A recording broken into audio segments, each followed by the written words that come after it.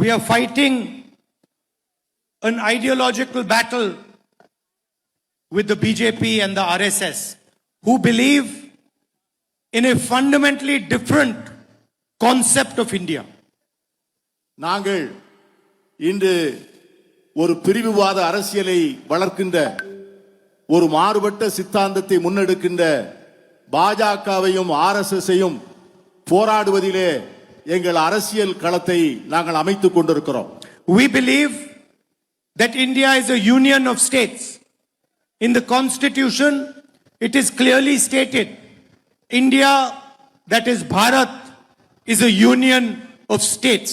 And what this means is that all states, all languages, all traditions should be treated equally. எங்களை பொறுத்தவரை India என்பது மாநிலங்களுடைய ஒன்றியம். இந்திய அரசியல் சாசன சட்டம் அப்படித்தான் இந்த நாட்டை அமைத்திருக்கிறது.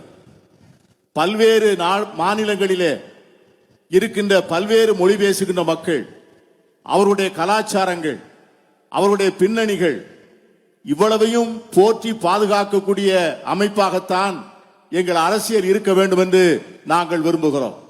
For us, every single state, no matter how big or small, is equally important. எங்களை பொறுத்தவரை ஒரு மாநிலம் எவ்வளவு சிறிய மாநிலமாக இருந்தாலும் அது எங்களுக்கு முக்கியமான மாநிலம்தான். For us, every single language is a history of its people. எங்களை பொறுத்தவரை இந்தியாவில் பேசப்படுகின்ற ஒவ்வொரு மொழிக்கும் பின்னால் ஒரு பெரிய வரலாறு இருக்கின்றது.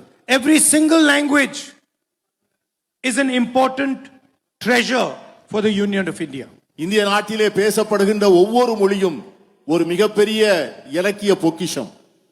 The Tamil people have their history, thousands of years of history. They have their language. In the same way, the people of Punjab, the people of Uttar Pradesh, the people of the northeastern states, people of Karnataka, people of Maharashtra have their own language, their own history, their own tradition. Tamil மொழிக்கு பல்லாயிரக்கணக்கான ஆண்டுகால வரலாறு உண்டு.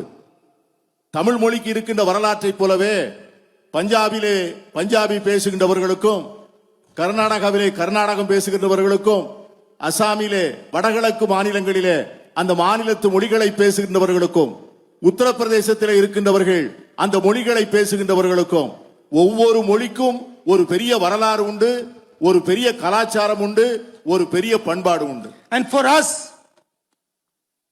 language, culture, tradition is not to be attacked. எங்களை பொறுத்தவரை அந்த தனிப்பட்ட மொழியினுடைய பண்பாடோ கலாச்சாரமோ அவர்களுடைய உரிமைகளோ அது முழுமையாக பாதுகாக்கப்பட வேண்டுமே ஒழிய அது யாராலும் சிதைக்கப்பட்டு விடக்கூடாது.